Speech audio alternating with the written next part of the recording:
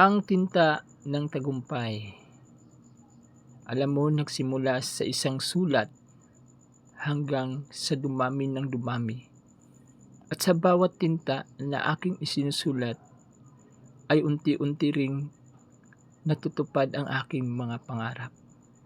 Pangarap na maging parte sa isang mundo na maging matagumpay, hindi lang sa aking sarili, kundi makatulong din sa iba at sa aking pamilya. At sa bawat tinta na aking susulat, alam ko marami pa ding tao na aking mabibigyan at matulungan. Dahil sa pagninegosyo ay hindi lamang ang kagustuhan mo ang matutupad, kundi pati mga pangarap din ng iba, kung ano yung pangarap nila, at hilahin mo sila pataas.